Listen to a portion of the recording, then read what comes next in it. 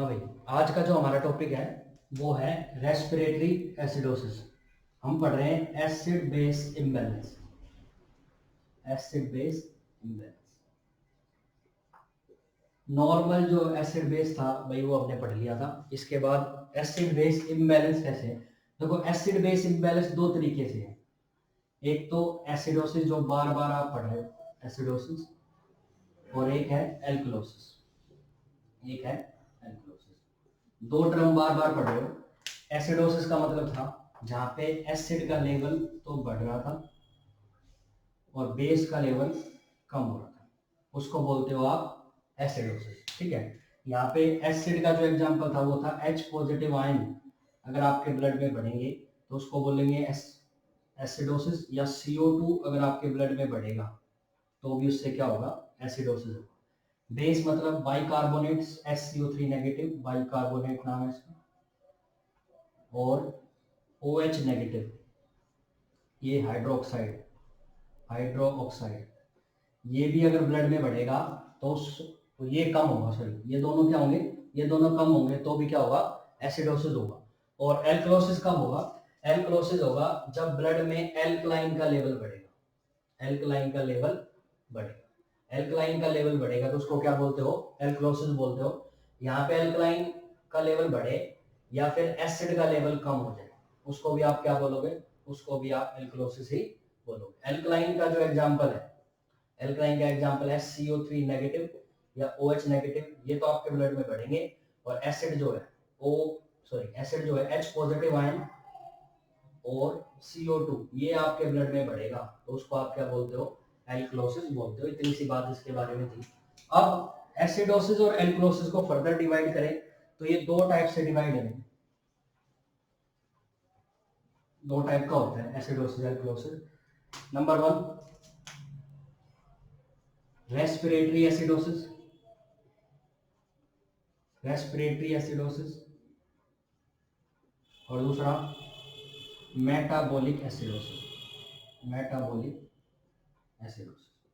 दो टाइप का एसिडोसिस होता है, दोनों में ही आपकी जो पीएच है, पीएच वो कम होगी 7 से। दोनों में ही पीएच 7 से कम होगी क्योंकि एसिडोसिस की कंडीशन।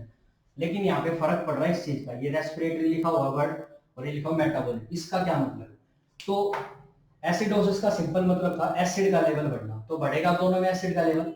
लेकिन अगर सिर्फ CO2 का लेवल ब्लड में बढ़े, CO2 रेस्पिरेशन से लेना देना है CO2 का, अगर ब्लड में CO2 बढ़ेगा मतलब बाइकार्बोनिक, अब ये CO2 बढ़ेगा तो ये क्या करेगा, ये पानी के साथ, वाटर के साथ रिएक्शन करेगा, बनाएगा H2CO3, जिसको आप बोलते हो बाइकार्बोनिक एसिड। ये बाइकार्बोनिक एसिड आपके ब्लड में बढ़ेगा और एसिड आपके ब्लड में बढ़ता है, उसको क्या बोलते हो आप, एसिडोसिस। क्या बोलोगे, एसिडोसिस। लेकिन किसके कारण एसिड बढ़ा, CO2 के कारण। अगर CO2 कहीं भी जिम्मेदार है, रिस्पॉन्सिबल है एसिडोसिस के लिए, तो इस टाइप के एसिडोसिस को बोलेंगे रेस्पिरेटरी एसिडोसिस। कुल मिला के जिम्मेदारी CO2 की पड़ेगी क्योंकि CO2 बाद में कार्बोनिक एसिड बन जाता है, बाइकार्बोनिक नहीं, कार्बोनिक एसिड। दूसरा मेटाबॉलिक, CO2 के अलावा अगर बॉडी में किसी भी कंडीशन में एसिडोसिस कोज होगा, मतलब लंग्स के अलावा अगर और कोई सिस्टम एसिडोसिस कोज करेगा तो वो होगा मेटाबॉलिक एसिडोसिस। जैसे जैसे सर H पॉजिटिव आयन अगर आपके ब्लड में बढ़ते हैं तो वो होगा metabolic acidosis. OH negative ion आपके ब्लड में कम होंगे तो क्या होगा, metabolic acidosis. SCO3 negative ion अगर आपके ब्लड में कम होंगे वो भी क्या कोज करेगा, मेटाबॉलिक एसिडोसिस। सिंपल याद करने की ट्रिक ये है भाई कि CO2 के अलावा अगर किसी भी तरीके से आपके ब्लड में, अगर आपके में एसिडोसिस की कंडीशन क्रिएट होगी तो उसको आप क्या बोलोगे, मेटाबॉलिक एसिडोसिस। अदरवाइज सारा रेस्पिरेटरी एसिडोसिस रहेगा। ये थी एसिडोसिस का पूरा कंसेप्ट। दो टाइप का एसिडोसिस होगा, रेस्पिरेटरी एसिडोसिस और मेटाबॉलिक एसिडोसिस। दूसरे की बात करें, जैसे ये रेस्पिरेटरी और एसिडोसिस है, ये भी दो टाइप का होगा, ये भी दो टाइप का होगा। यहां बना देते हैं यहाँ पे थोड़ा, देखो इसका भी नाम रेस्पिरेटरी एल्कलोसिस, रेस्पिरेटरी एल्कलोसिस, और दूसरा मेटाबॉलिक एल्कलोसिस, मेटाबॉलिक एल्कलोसिस। दो टाइप का एल्कलोसिस देखने को मिलता है। एल्कलोसिस की सेम कंडीशन, पीएच क्या होगी, पीएच जो है इसमें 7 से ज्यादा होती है। पॉइंट नंबर 1, दोनों ही कंडीशन में पीएच जो है 7 से ज्यादा होगी। लेकिन इसमें और इसमें अंतर क्या है, अगर CO2, देखो अगर CO2 बढ़ रही थी तो CO2 बढ़ रहा था तो रेस्पिरेटरी था, यहाँ पे भी CO2 का ही रोल होगा। लेकिन अब की बार CO2 बढ़ेगी नहीं, अब की बार CO2 कम होगी। CO2 कम हो रही है मतलब कार्बोनिक एसिड कम हो रहा है, H2CO3 कम हो रहा है। और अगर एसिड कम होता है तो उसको आप बोलते हो एल्कलोसिस। अगर CO2 के कारण अगर एल्कलोसिस हो रहा है तो उसको आप बोलोगे रेस्पिरेटरी एल्कलोसिस। उसके अलावा जितनी भी कंडीशन है सारी क्या होंगी, मेटाबॉलिक एल्कलोसिस। जितने अदर फैक्टर बचे, H positive ion, bicarbonate, OH negative, इन तीनों फैक्टर के कारण अगर एल्कलोसिस कोज हो रहा है उसको आप क्या बोलोगे, उसको बोलोगे मेटाबॉलिक एल्कलोसिस। रेस्पिरेटरी एल्कलोसिस कब बोलोगे, रेस्पिरेटरी दोनों कंडीशन तब क्रिएट होंगी जब CO2 का कोई रोल होगा। अगर CO2 के कारण कुछ भी प्रॉब्लम हो रही है तो वो है रेस्पिरेटरी। CO2 के अलावा किसी भी कंडीशन में एसिडोसिस एल्कलोसिस देखने को मिलता है उसको बोलते हैं मेटाबॉलिक कंडीशन। या तो मेटाबॉलिक एसिडोसिस होगा या मेटाबॉलिक एल्कलोसिस होगा। ठीक है भाई, इतना था पूरा जर्नल कंसेप्ट इसका, एसिड बेस इंबैलेंस का। आज हमारा पहला टॉपिक है रेस्पिरेटरी एसिडोसिस। देखो भाई रेस्पिरेटरी एसिडोसिस क्या है।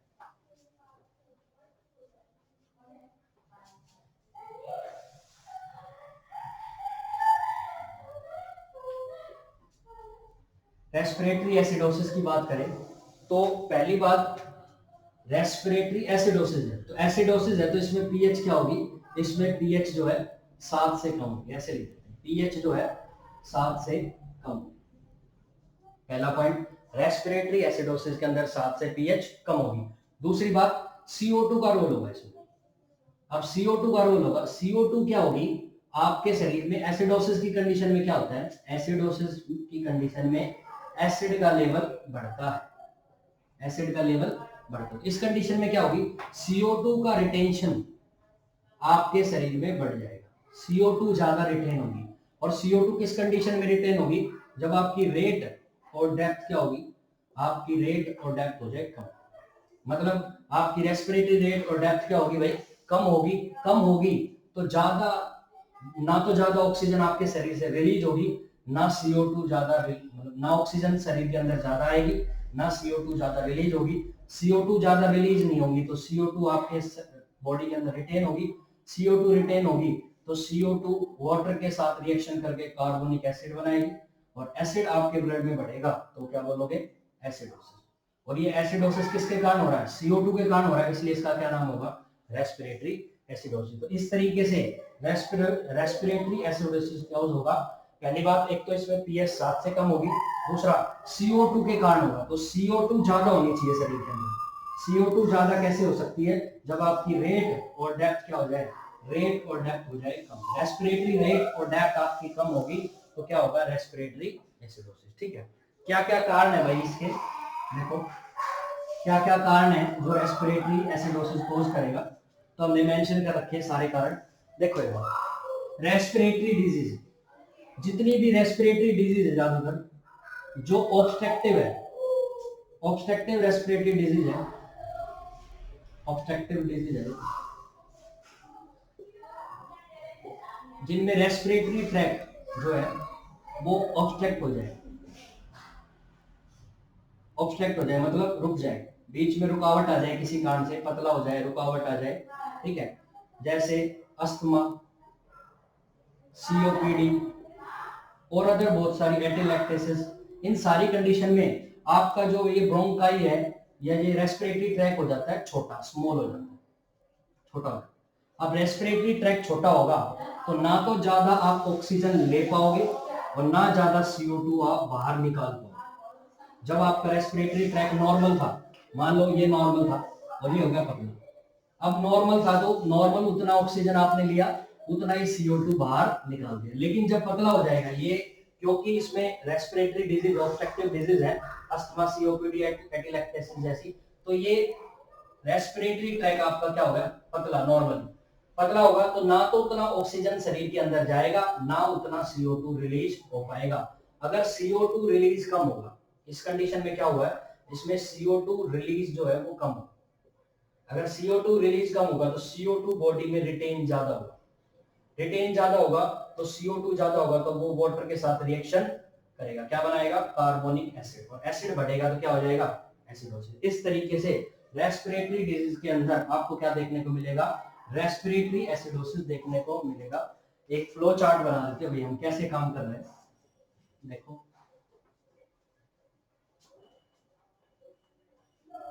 देखो भाई, रेस्पिरेटरी डिजीज में क्या होगा, ऑब्स्ट्रक्शन आएगा, ऑब्स्ट्रक्शन इन रेस्पिरेटरी ट्रैक्ट। ऑब्स्ट्रक्शन होगा तो ऑक्सीजन का इनटेक जो है वो कम हो जाएगा और CO2 एक्सपेल भी क्या हो जाएगी, कम हो जाएगी, डिक्रीज हो जाएगा। मतलब सिंपल भाषा में CO2 का जो लॉस है वो हो जाएगा कम। CO2 का लॉस कम होगा तो CO2 बॉडी में इकट्ठी ज्यादा होती जाएगी।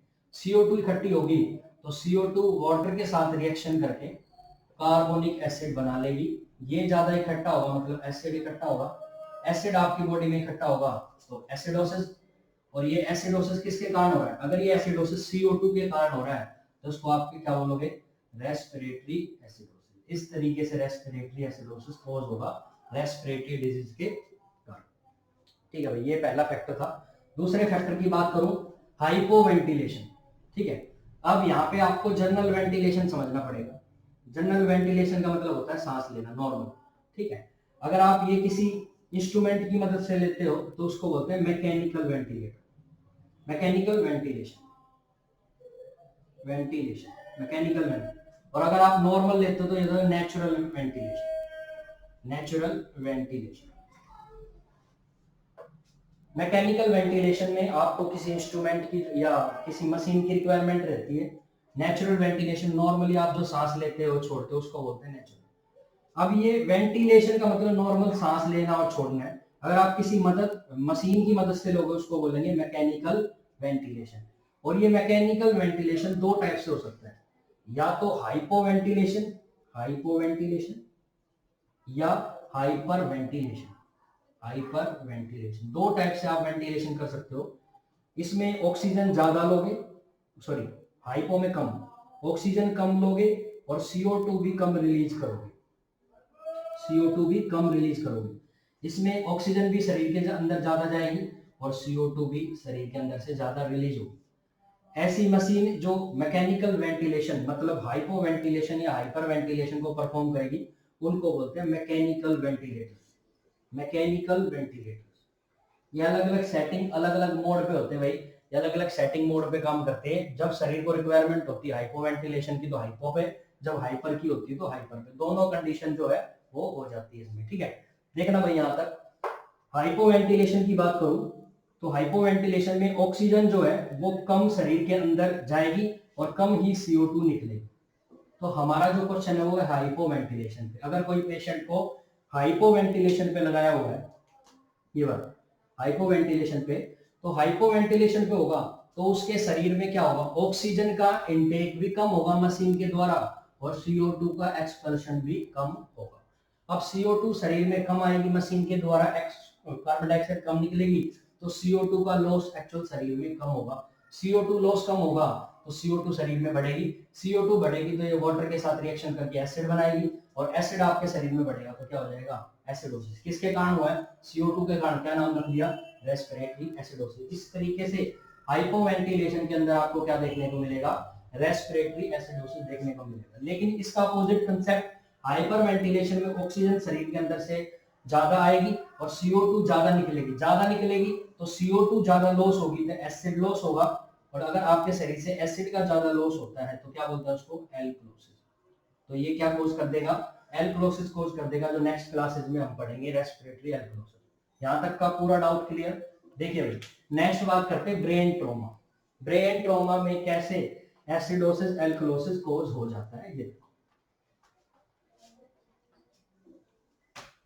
ब्रेन में चोट लग गई तो ब्रेन में स्पेशली यहाँ पे चोट जहां पे लगती है वो है मेडुला ऑब्लंगेटा, मेडुला ऑब्लंगेटा जो रेस्पिरेटरी सेंटर होता है, रेस्पिरेटरी सेंटर। अगर ये रेस्पिरेटरी सेंटर पे ट्रोमा होगा, चोट लगेगी, इंजरी होगी, ब्रेन इंजरी होगी तो क्या होगा, रेस्पिरेटरी रेट एंड डेप्थ को क्या कर देगा, डिक्रीज कर, जब रेस्पिरेटरी सेंटर पे इंजरी होगी तो रेस्पिरेटरी रेट और डेप्थ क्या हो जाएगी, डिक्रीज हो जाएगी। रेट और डेप्थ डिक्रीज होगी तो अल्टीमेट ऑक्सीजन आपके शरीर में कम, वो फिक्स लॉजिक है। फिर भाई यहाँ के बाद यहाँ पे आ जाओ, ऑक्सीजन का इनटेक कम होगा क्योंकि रेस्पिरेटरी रेट कम है, डेप्थ भी कम है और CO2 का एक्सपल्शन भी कम है। जब ये दोनों कम है तो CO2 आपके शरीर में बढ़ेगी, CO2 का लॉस कम होगा, CO2 शरीर में बढ़ेगी, CO2 और एसिड मतलब पानी के साथ रिएक्शन करके एसिड बनाएगी और एसिड होगा तो क्या बोलेंगे इसको, रेस्पिरेटरी एसिडोसिस। इस तरीके से ब्रेन ट्रॉमा के अंदर आपको रेस्पिरेटरी एसिडोसिस देखने को मिलता है। क्यों सर,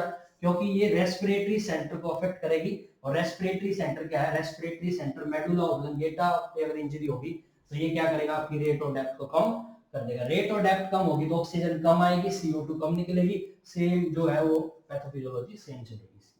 आगे चलो, सेडेटिव और एनेस्थेटिक ड्रग भी इसी तरीके से काम करती है।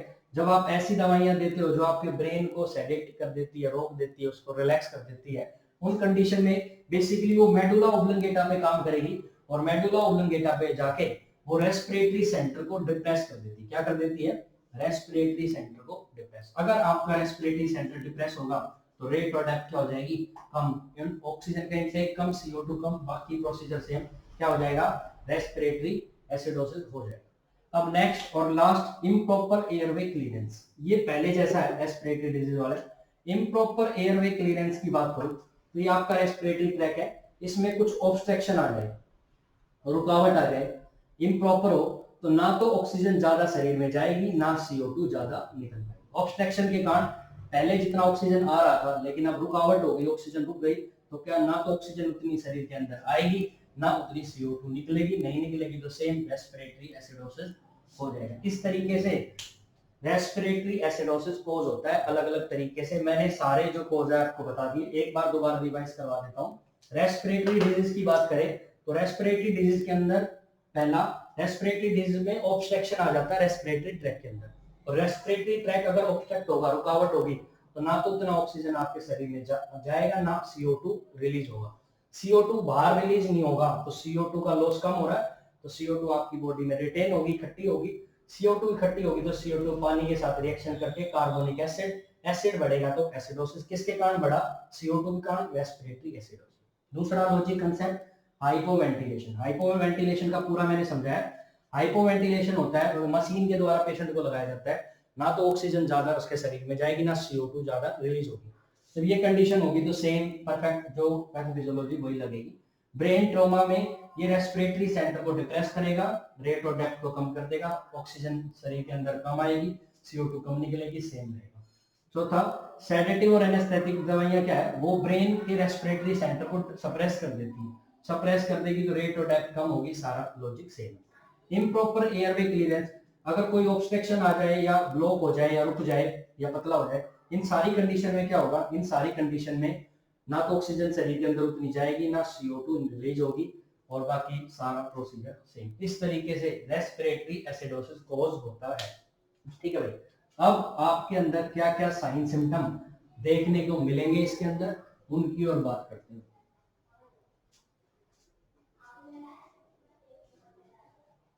क्या क्या साइन सिम्टम देखने को मिलेंगे जैसे ही रेस्पिरेटरी एसिडोसिस कोज होगा। रेस्पिरेटरी एसिडोसिस होने के बाद क्या होगा, तो क्या क्या साइन सिम्टम आएंगे। पहले बफर सिस्टम एक्टिवेट होगा। एसिडोसिस की कंडीशन को ठीक करने के लिए बफर सिस्टम ऑटोमेटिकली अब एक्टिवेट होगा, बफर सिस्टम। और ये क्या काम करेगा, ये दो ऑर्गन को एक्टिवेट कर देगा, एक तो किडनी और एक लंग्स। ये किडनी को बोलेगा कि H पॉजिटिव आयन को रिलीज करो और H2CO3 नेगेटिव और OH नेगेटिव को शरीर के अंदर वापस रिटेन करो। इस तरीके से आपकी बॉडी में काम करता है। और लंग्स क्या करेंगे, लंग्स CO2 को ज्यादा निकालने के लिए अपनी रेट और डेप्थ को क्या कर लेगा, बढ़ा लेगा। तो इस कंडीशन में साइन सिम्टम जो पहला आएगा वो आएगा रेस्पिरेटरी रेट और डेप्थ क्या हो जाएगी, वो इंक्रीज हो जाएगी। ठीक है, रेस्पिरेटरी रेट और डेप्थ क्या है, वो इंक्रीज हो जाएगी। रेट इंक्रीज होगी क्या बोलोगे, ट्रैकीपीनिया, और इसको क्या बोलोगे, इसको बोलोगे हाइपरपीनिया, हाइपरपीनिया। दो कंडीशन होगी, ट्रैकीपीनिया। साथ में जब शरीर में ऑक्सीजन का और कार्बन डाइऑक्साइड का लेवल कम होगा तो पेशेंट रेस्टलेसनेस हो जाएगा। साइनोसिस भी हो सकता है, ऑक्सीजन की भी कमी हो रही है साथ में क्योंकि ऑक्सीजन कम है, ठीक है। बॉडी कंपनसेट तो कर रही है लेकिन मेंटेन नहीं कर पा रही, इसलिए प्रॉब्लम होगी, ठीक है। साइनोसिस, साथ में इरिटेशन, कंफ्यूजन, वो सारे प्रॉब्लम भी देखने को मिलेंगे, ठीक है। और आगे बात करें एसिडोसिस के अंदर, हमने कल रिलेशन पढ़ा था पोटेशियम के साथ। जब भी एसिडोसिस होगा तो पोटेशियम का लेवल क्या हो जाएगा, बढ़ जाएगा, पोटेशियम का लेवल बढ़ जाएगा, ठीक है। एक्चुअल क्या है भाई, ये जो सेल्स है इन सेल्स की सरफेस के ऊपर रिसेप्टर होते हैं हाइड्रोजन और पोटेशियम। जब जैसे ही कंडीशन एसिडोसिस की होगी, चाहे कोई भी हो, चाहे रेस्पिरेटरी हो चाहे मेटाबॉलिक हो, दोनों ही कंडीशन में एसिडोसिस में मान के चलती body H positive ion blood में बढ़े हुए। एच पॉजिटिव आयन तो ब्लड में से सेल्स के अंदर चले जाएंगे और यहाँ से पोटेशियम रिलीज होकर ब्लड में आ जाए। अगर ब्लड में पोटेशियम का लेवल बढ़ेगा तो उसको आप क्या बोलते हो, हाइपर कैलीमिया। तो क्या कंडीशन कोज हो जाएगी, हाइपर कैलीमिया कोज हो जाएगी, ठीक है। साथ में जब पोटेशियम का लेवल ब्लड में बढ़ेगा तो ये हार्ट पे काम करता है, ये रिदम को डिस्टर्ब करेगा, डिसरिथमिया कोज कर देगा, डिसरिथमिया। हार्ट की जो रिदम है वो डिस्टर्ब कर देगा, एरिथमिया जिसको बोलते हैं, डिसरिथमिया। ये हार्ट रिलेटेड प्रॉब्लम कोज कर देगा, कौन, पोटेशियम का लेवल बढ़ा, हार्ट रेट को भी बढ़ा देगा, डिसरिथमिया कर देगा, एरिथमिया कर देगा, ये सारी प्रॉब्लम क्रिएट कर देगा सिर्फ एसिडोसिस पोटेशियम बढ़ने के कारण। और उसके अलावा जो और फैक्टर्स हैं वो सारे मैंने आपको बता दिए। ये रेस्पिरेटरी एसिडोसिस के साइन सिम्टम है, जो रेस्पिरेटरी एसिडोसिस होने के बाद आएंगे। होने से पहले क्या थे, होने के बाद क्या थे, दोनों अलग अलग है, ठीक है। देखो तो ये थे रेस्पिरेटरी एसिडोसिस के साइन सिम्टम।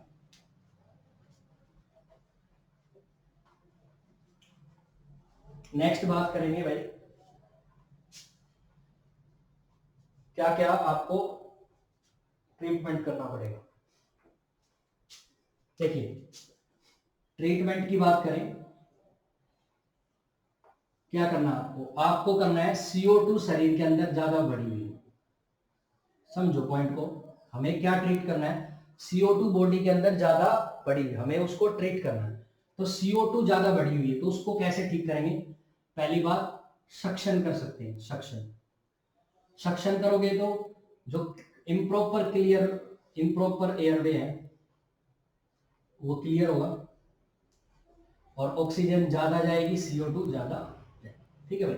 दूसरा प्रॉपर पोजीशन, प्रॉपर पोजीशन वो भी कौन सी, फाउलर।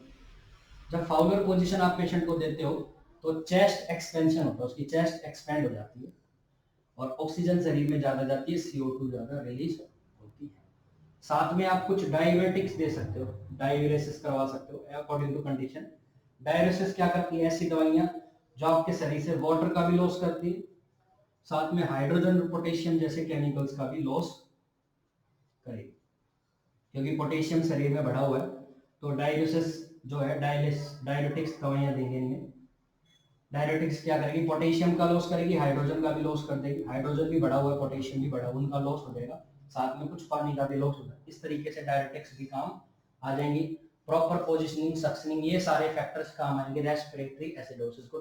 साथ में पेशेंट को आप हाइपर वेंटिलेशन पे कर सकते हो, हाइपर वेंटिलेशन पे कर सकते हो। हाइपर वेंटिलेशन पे करोगे तो रेट और डेप्थ पेशेंट की क्या हो जाएगी, बढ़ जाएगी। जो CO2 शरीर में रिटेन है वो एक्सपेल हो जाएगी और प्रॉब्लम सोल्व आउट हो जाएगी। इस तरीके से आप रेस्पिरेटरी एसिडोसिस को ट्रीट कर सकते हो। ये था हमारा आज का topic, respiratory acidosis. Thank you.